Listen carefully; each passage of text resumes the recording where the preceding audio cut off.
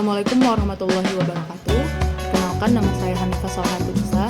Pada kesempatan kali ini saya akan membuat video pembelajaran dari mata kuliah Hukum Pemerintahan Daerah. Pada kesempatan kali ini saya akan menjelaskan apa itu negara kesatuan, negara federal, dan juga negara konfederasi. Pertama-tama saya akan menjelaskan apa itu negara kesatuan.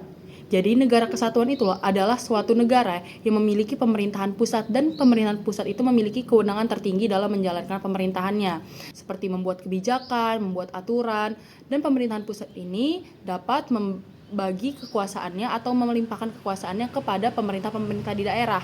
Contohnya itu negaranya itu ada seperti negara Cina, negara Perancis, dan juga negara kita sendiri ini, negara Indonesia. Jadi contohnya itu seperti pemerintah pusat, yaitu presiden, itu memberikan kewenangannya untuk melakukan pemerintahan kepada pemerintah daerah, yaitu kepada gubernur untuk urusan provinsi. Kemudian untuk pemerintahan di kota ataupun kabupaten diberikan kewenangan kepada wali kota maupun bupati.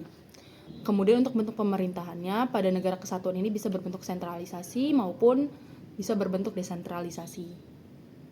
Yang kedua adalah bentuk negara federal. Kata federal sendiri ini berasal dari bahasa Latin, yaitu fedus, yang artinya itu adalah liga. Jadi negara federal ini merupakan gabungan dari beberapa negara-negara bagian atau negara-negara yang telah merdeka, kemudian mereka itu membentuk suatu liga. Jadi itu terbagi menjadi dua, yaitu negara federalnya, negara besarnya itu yang terdiri dari beberapa negara, dan juga ada negara bagian-bagiannya, yaitu negara-negara kecil di dalamnya itu. Jadi perbedaannya, jika negara kesatuan itu seluruh pemerintahannya itu memiliki kewenangan dari pemerintah pusat, sedangkan kalau misalnya di negara federal ini pemerintahan itu sebenarnya lebih fokusnya ke dalam negara-negara bagian sendiri. Jadi negara bagian itu memiliki bahasanya sendiri, memiliki undang-undangnya sendiri, dan memiliki bentuk pemerintahan sendiri. Sedangkan untuk urusan luar negeri, urusan antar negara bagian atau pertahanan itu biasanya diatur oleh pemerintahan pusat atau pemerintahan federalnya.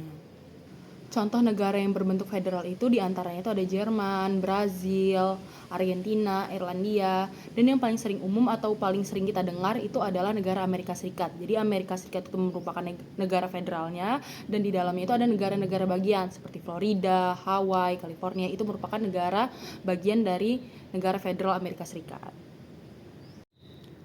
Dan yang terakhir adalah bentuk negara konfederasi.